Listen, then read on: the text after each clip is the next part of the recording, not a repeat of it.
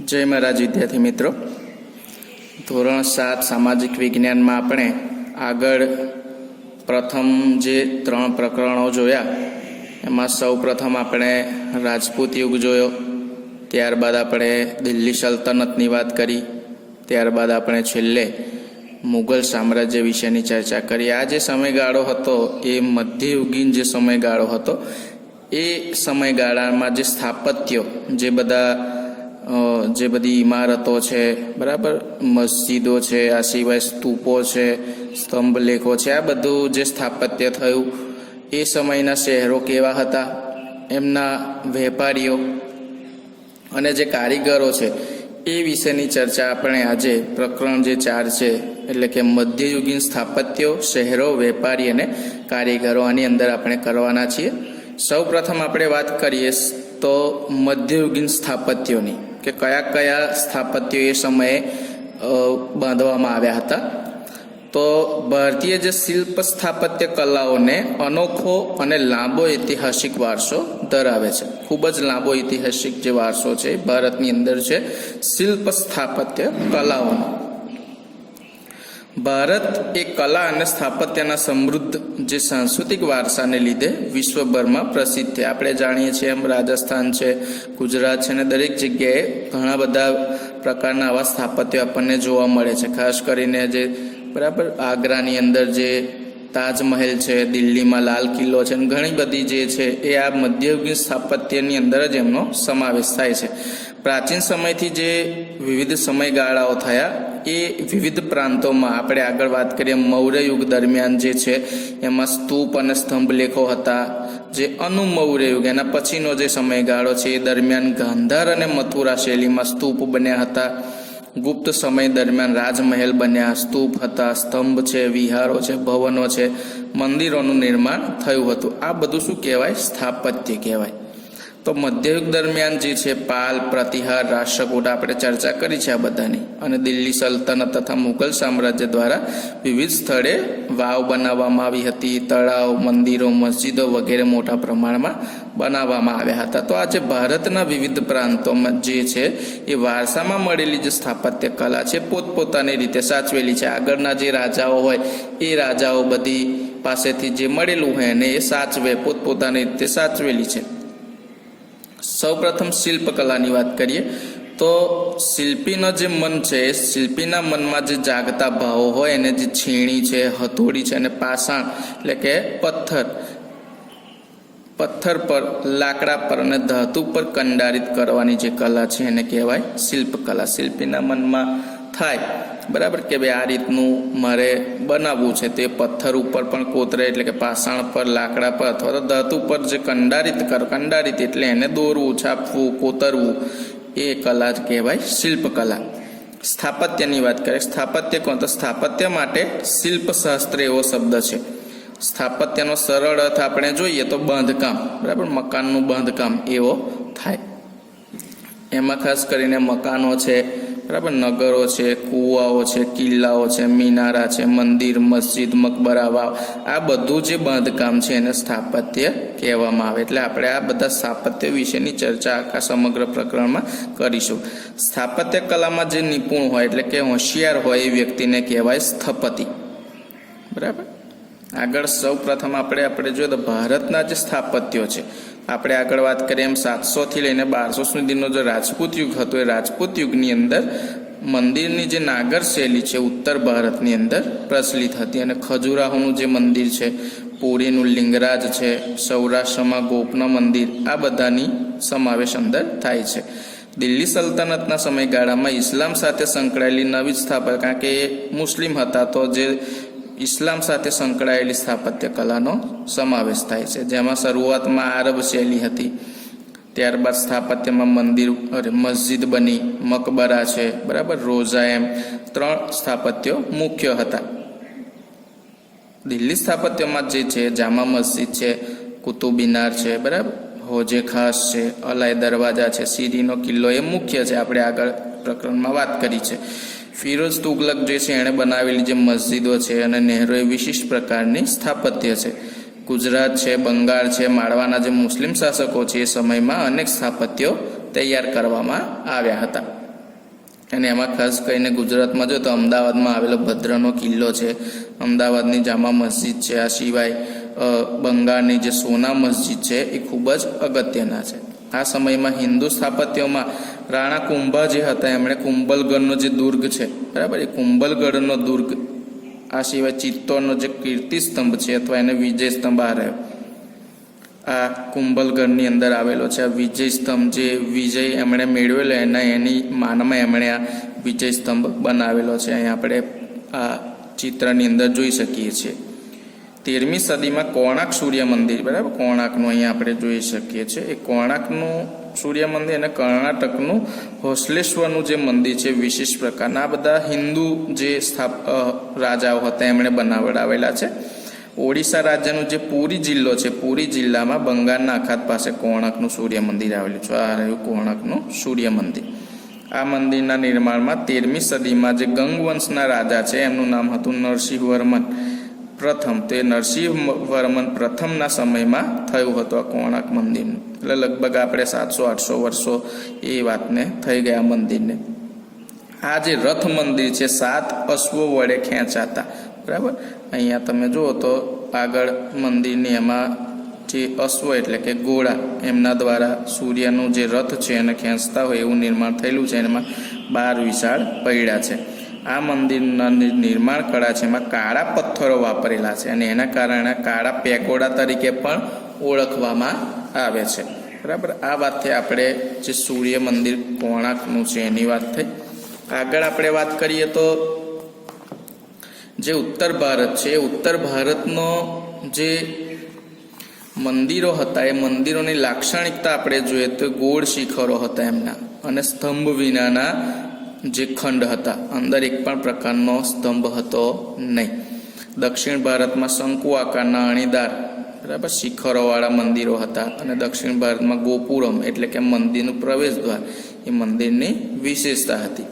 આ સિવાય મંદિરોમાં આપણે જોઈએ તો ગર્ભગૃહ હોય એટલે નીચે, બરાબર, મંદિરની નીચેનો ભાગ.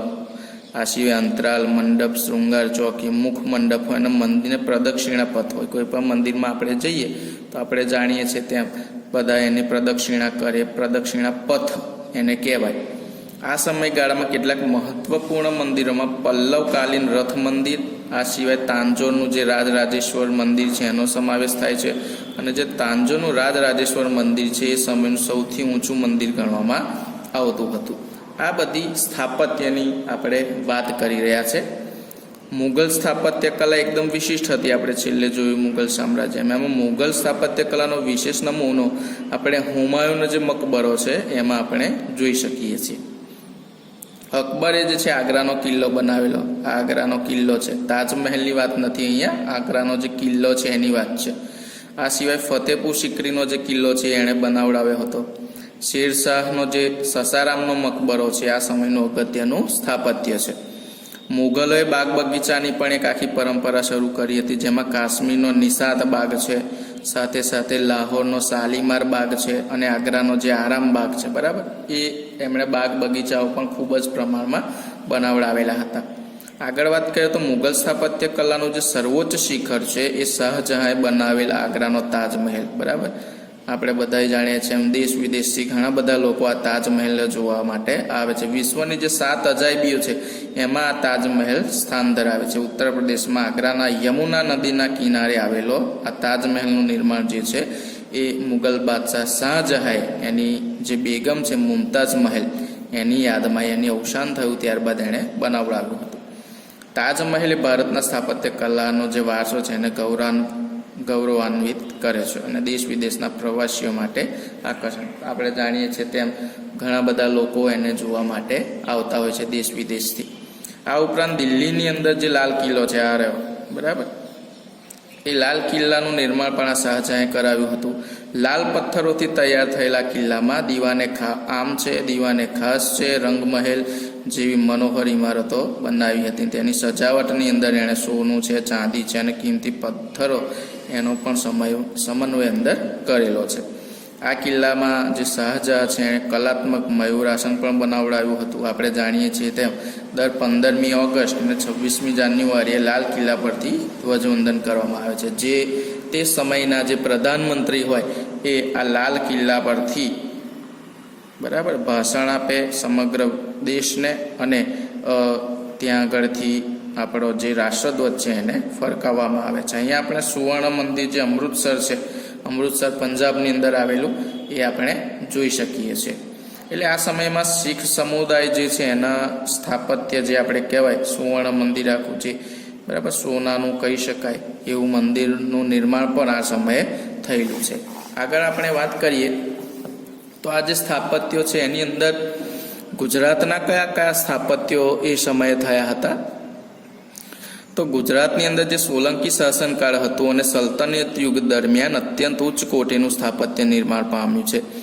જે સોલંકી કાલીન સ્થાપત્યમાં 11મી જે સદી છે ત્યાં આગળ ભીમદેવ દ્વારા જે સોમનાથ મંદિર બરાબર અહીંયા તમે જોઈ શકો છો, ઘણાએ ત્યાં મંદિરે જઈને પણ જોયું હશે. તો આ જે મંદિર સોમનાથ છે એનો જીર્ણોદ્ધાર અને મોઢેરાનું જે સૂર્ય મંદિર છે એનો જીર્ણોદ્ધાર કરવાનું કામ જે છે એ આ સોલંકી વંશ દરમિયાન થયું હતું. અહીંયા આપણે સોમનાથનું મંદિર જોઈ શકીએ છીએ.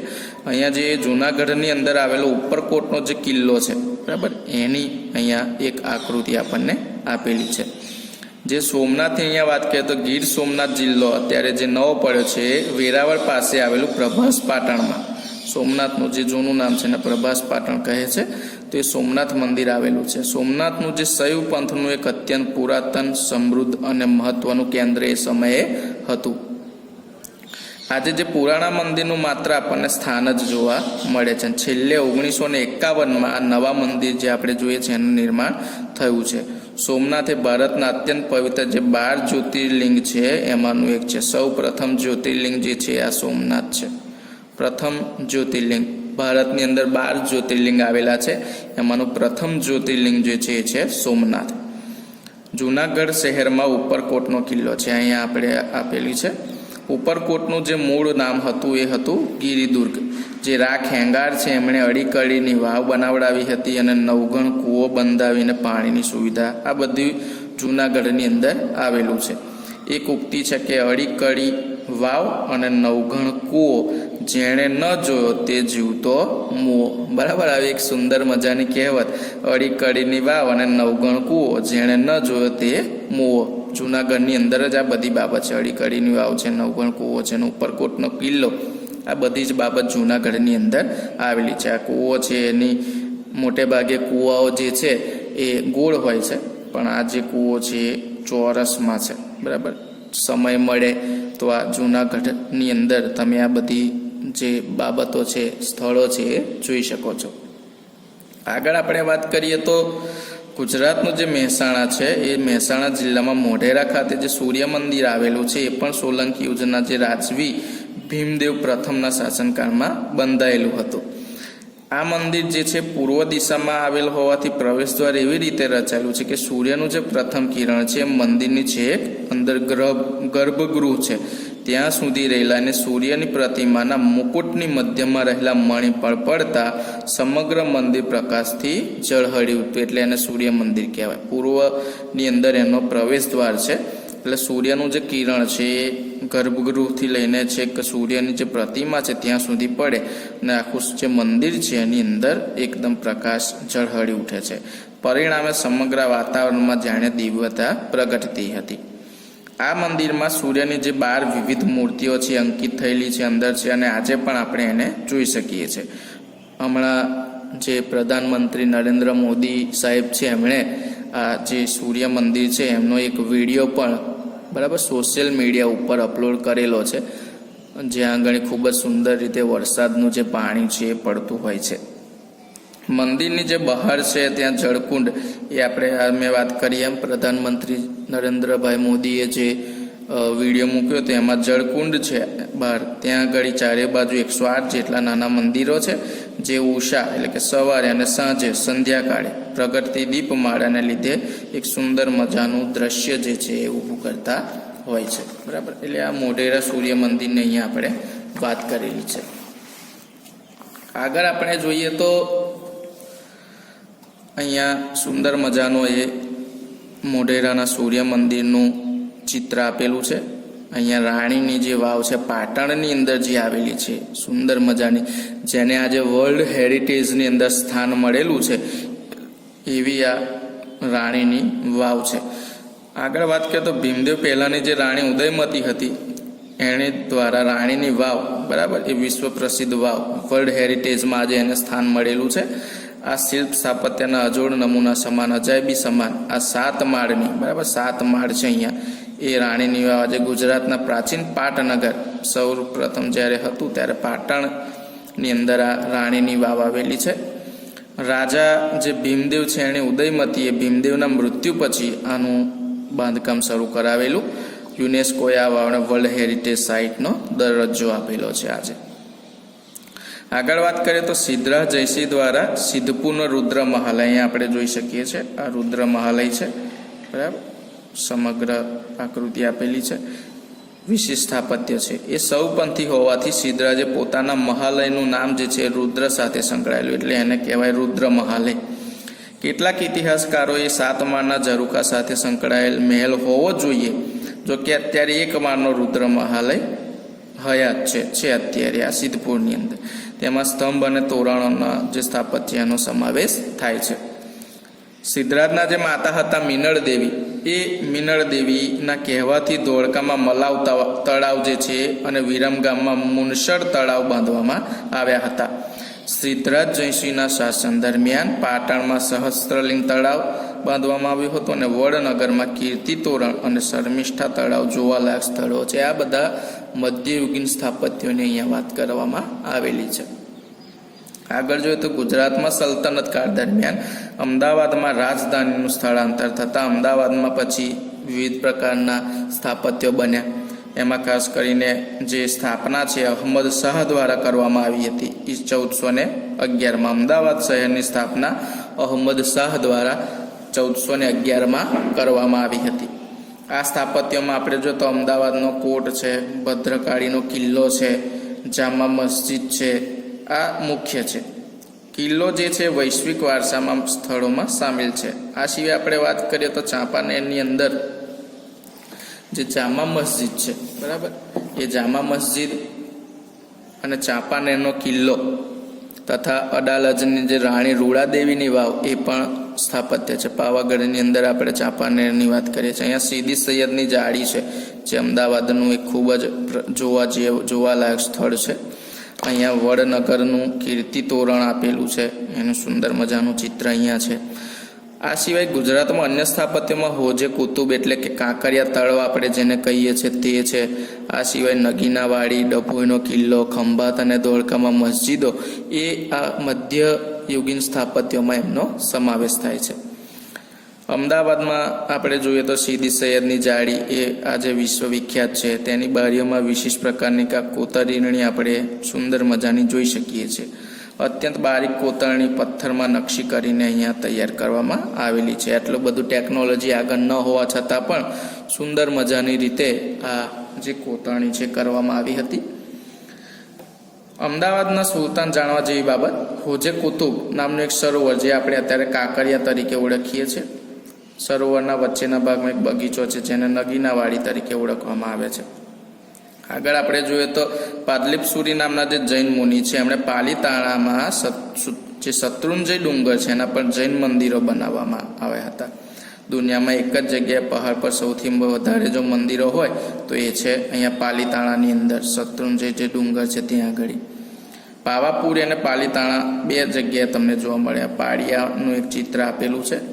24 જે તીર્થકર છે એ અહીંયા આપણને આ જે પાલીતાણા છે ત્યાં બિરાજમાન જોઈ શકીએ છીએ. આ સિવાય પાવાપુરી અને સમેત જે શિખર છે પાલીતાણામાં જૈનોનું મહાન તીર્થધામ આવેલું છે. ગુજરાતમાં એક વિશેષ સ્થાપત્ય તરીકે પાળિયાનો સમાવેશ થાય છે.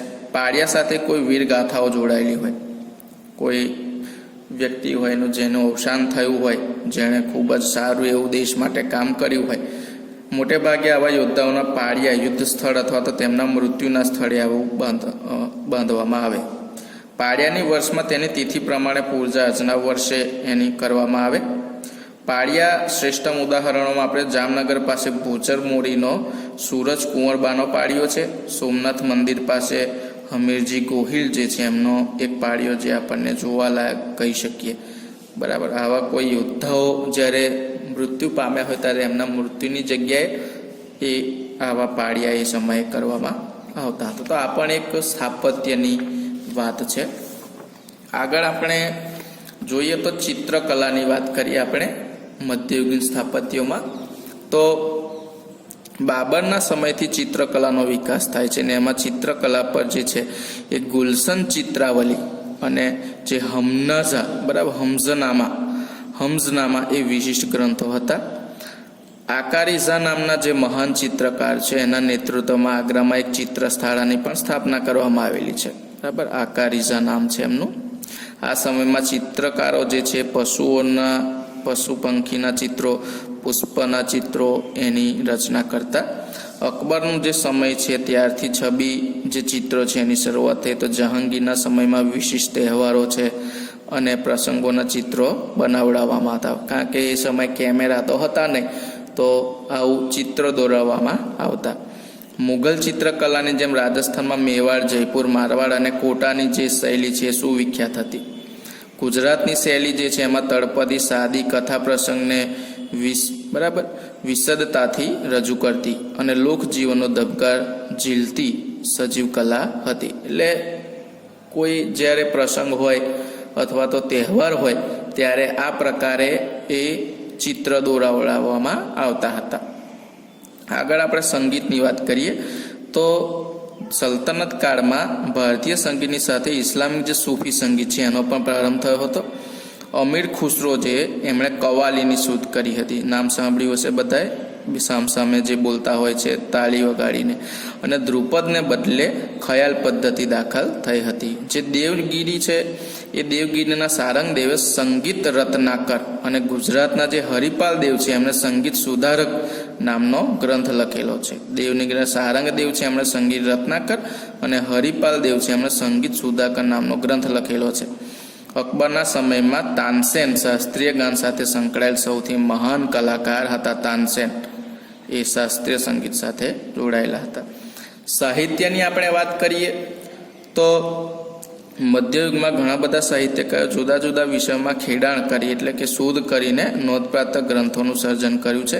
એમાં ખાસ કરીને ગ્રંથની વાત કરીએ તો સિદ્ધ હેમ શબ્દાનું શાસન આપણે આગળ જોઈ ગયા છે. હેમચંદ્રાચાર્યએ રચના કરી હતી. ગીત ગોવિંદમની જયદેવે, હિતોપદેશની નારાયણે, સિદ્ધાંત શિરોમણી અને લીલાવતીની ભાસ્કરાચાર્ય, પૃથ્વીરાજ રાસોની ચંદરદાય છે, તુગલકનામા અને તારીખે દિલ્હી અમીર ખુસરો. બરાબર, આ બધી પદ્માવત છે, મહંજાઈશી, એ સાહિત્યની અંદર આ લોકોએ ખૂબ જ મહેનત એ સમયે કરી હતી. આગળ આપણે વાત કરીએ તો જે લોકનૃત્યો છે એ લોકનૃત્ય અને હસ્તકલાની વાત કરીએ. જેવી હસ્તકલા કારીગરી સમગ્ર વિખ્યાત આપણે આજે થયું છે. એમાં ખાસ કરીને ભવાઈ નાટક એનો સમાવેશ થાય છે. ભવાઈ લેખન અને ભજવવાનું શ્રેય જે છે અસાઈ ઠાકર. ભવાઈની વાત ખાસ આપણે યાદ રાખવાનું છે. ભવાઈ લેખન અને ભજવવાનું શ્રેય અસાઈ ઠાકરને જાય છે. ઝાલાવાડ વિસ્તારમાં પશુપાલકો એક વિશેષ પ્રકારની રાસ રમે છે જેને હુડો કહેવામાં આવે છે. તરણેતરનો મેળો એ હુડો રાસને જોવા માટે દેશ વિદેશથી લોકો ગુજરાત આવે છે. આગળ આપણે વાત કરીએ, અહીંયા ગરબાનું સુંદર મજાનું ચિત્ર છે. થોડા સમયની અંદર નવરાત્રિનો તહેવાર આવી રહ્યો છે. કોરોના વાયરસ અંતર્ગત સરકાર કદાચ મંજૂરી આપે તો બરાબર શેરીએ કદાચ નવરાત્રિ થઈ શકે છે. ગુજરાતમાં આપણે વાત કરીએ તો નવરાત્રિ ગરબા ઉત્સવ ખૂબ જ મહત્વના છે. ગરબી પરથી ઉતરી આવેલ ગરબો એ શક્તિની આરાધના અને સ્તુતિ સાથે સંકળાયેલો છે. દયારામના સમયથી ગરબીનો ખૂબ જ વિકાસ થયેલો છે. સ્ત્રીઓ અને પુરુષો બંને નવરાત્રિમાં ગરબા, ગરબી અને રાસ ઉજવે છે. આ ગરબાનું એક ચિત્ર છે. અહીંયા પાટણના પટોળાની વાત છે. ખૂબ જ મોંઘું આવે છે આ પટોળું. કદાચ આપણે એવું કહીએ કે એક રૂમાલ બનાવડાવવો હોય આપણે કદાચ પટોળા ટાઈપ તો લગભગ 5,000 રૂપિયા જેટલો થાય માત્ર રૂમાલ.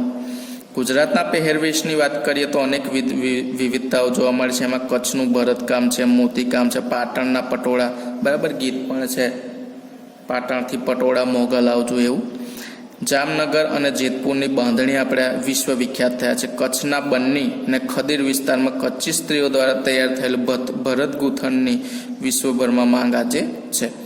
પાટણથી છેક 11મી-12મી સદીથી વિશિષ્ટ વણાટકામ સાથે સંકળાયેલ પટોળા, બરાબર, વર્ષો સુધી 400-500 વર્ષો સુધી આ પટોળાને હાથથી બનાવવામાં આવતા હોવાથી એને કંઈ પણ થતું નથી. આગળ વાત કરીએ તો શહેરીકરણની. ગામડામાંથી લોકો આજે શહેર તરફ વળતા હોય છે, ત્યારે આ સમયમાં મધ્યયુગીનની વાત કરીએ તો શહેરોના પુનરુત્થાન અને વિકાસનો સમય હતો. શહેરોની જગ્યાએ નવીન શહેરોનો, બરાબર, ગુપ્તકાળના જે શહેરો હતા એની જગ્યાએ નવીન શહેરોનો ઉદય થયો. રાજપૂત યુગની જે રાજધાની છે મોટે ભાગે શહેરોમાં પલટાતી ગઈ. ગુજરાતની વાત કરીએ તો અણહિલવાડ, પાટણ છે, ચાંપાનેર છે, અમદાવાદ છે, સુરત, ખંભાત, એનો સવિશેષ વિકાસ એ સમયે થયો હતો. શહેરીકરણનું ચરમબિંદુ આપણે જોઈએ તો દિલ્હી હતું. રાજપૂત કાળથી જ મુઘલ કાળ સુધી વિકસતું ગયું અને જહાંગીર અને શાહજહાં છે એમણે દિલ્હીને રાજધાની અને વેપાર વાણિજ્યનું મોટું મથક એ સમયેથી જ બનાવ્યું હતું, જે આપણે દિલ્હી સલ્તનત પ્રકરણની અંદર જોયું છે. શાહજહાંએ જે લાલ કિલ્લાની રચના કરી એને વિશાળ બનાવ્યું. આ સમયમાં લાહોર છે, જોનપુર છે, ઢાકા એ વેપારી માર્ગ પર આવતા હોવાથી તેનો શહેરો તરીકે વિકાસ થયો. બાંગ્લાદેશની અંદર આવેલું છે ઢાકા, ત્યાં તો પણ એ સમયે ઢાકા એ ભારત દેશનું જ હતું. શીખ ધર્મને કારણે અમૃતસર પણ અગત્યનું શહેરી કેન્દ્ર બન્યું. આપણે જોયું એમ સુવર્ણ મંદિર. દક્ષિણ ભારતમાં દેવગીરી એટલે કે દૌલતાબાદ અને ઉત્તર દક્ષિણને જોડતું સમૃદ્ધ શહેરી કેન્દ્ર હતું. મરાઠા સામ્રાજ્યનું પુણે છે, સતારા છે, ગ્વાલિયર છે, વડોદરા, બરાબર, એનો પણ વિકાસ થયો. યુરોપિયન કંપનીઓના આગમનથી દીવ, દમણ, ગોવા, મુંબઈ, મદ્રાસ, પાંડુચેરી, કોચી, ચંદ્રનગર અને સુરત શહેરનો વિકાસ થયો. આમ શહેરીકરણ એ સમયે થવા માંડ્યું હતું, શહેરોનો વિકાસ થવા માંડ્યો. વિજયનગરની રાજધાની જે છે હમ્પી હતું ને હમ્પીમાં આવેલા જે વિદેશી મુસાફરો છે એ હમ્પીના વિશિષ્ટ હુન્નર ઉદ્યોગની માહિતી આપી છે. વિજયનગરથી સુતરાઉ કાપડ, રેશમી કાપડ અને મસાલા સહિતની ચીજ વસ્તુઓ છે યુરોપ સુધી જતી હતી. હમ્પીમાં 3 પ્રકારના સુવર્ણ સિક્કાઓ મળ્યા છે, જે દર્શાવે કે છે હમ્પીમાં હુન્નર કલાનું અને વેપાર વાણિજ્યનું એક ખૂબ જ મોટું કેન્દ્ર હતું. ગુજરાતમાં ભરૂચ અને ખંભાત બંદરથી પછી ખાસ કરીને 16મી સદીમાં સુરત જે છે ભારતનું મહત્વનું વ્યાપારિક કેન્દ્ર બન્યું. આજે પણ સુરત એક વ્યાપારનું કેન્દ્ર છે. સુતરાઉ કાપડ, ટેક્સટાઇલ ઉદ્યોગ આજે ખૂબ જ વિશાળ પ્રમાણમાં સુરતમાં છે. વિરજી વોરા અને ગોપી મલિક જેવા વિશ્વવિખ્યાત સોદાગરો સુરતમાં એ સમયે રહેતા. 17મી સદીમાં મસલિન, સુતરાઉ કાપડ અને જહાજ બનાવવાનો ઉદ્યોગ એ સમયે વિકાસ પામ્યા હતા. આ સિવાય જરીભરત કાપડનો જે વિશ્વભરમાં સૌથી મોટો વેપાર જે છે એ સુરતથી લઈને, બરાબર, આખા વિશ્વની અંદર થતો હતો. આ સિવાય સુરત એક આંતરરાષ્ટ્રીય બંદર હતું. શેનો? બરાબર, જહાજો માટેનું હોવાથી ભારતીય અને જે યુરોપીયો છે એ યુરોપિયન વેપારીઓ, અનેક વેપારી સંસ્થાઓ અહીંયા જોવા મળતા. આ સિવાય સુરતમાં એ સમયે મરી મસાલા, સુતરાઉ કાપડ, રેશમી કાપડ અને ગળીના ખૂબ ગોદામો પણ હતા. સુરતમાં ચાલતા જે ઉદ્યોગ ધંધા છે એને કારણે વિદેશ વેપારને પરિણામે આનુષંગિક હુન્નર ઉદ્યોગો એ સમયે ગોદામ છે, પેકિંગ છે, વહાણ બાંધવાના ઉદ્યોગો છે, બરાબર, રહેવાની વ્યવસ્થા, વણાટકામ, છાપકલા એનો વિકાસ થયો હતો. આમ આપણે સમગ્ર પ્રકરણની અંદર જે જોયું એ કે સ્થાપત્યો, બરાબર, એમના વેપારીઓ શું કામ કરતા, શહેરો કયા હતા અને એમના કારીગરો, એની આપણે આખા સમગ્ર પ્રકરણની અંદર ચર્ચા કરી. બરાબર, વિજય સ્તંભ છે, કોણાર્કનું સૂર્ય મંદિર છે, સોમનાથ મંદિર છે, દિલ્હીનો લાલ કિલ્લો છે, આગ્રાનો તાજમહેલ છે, આ બધું જે છે મધ્યયુગીન સ્થાપત્યની અંદર સમાવેશ આનો થાય છે. બરાબર. જય મહારાજ.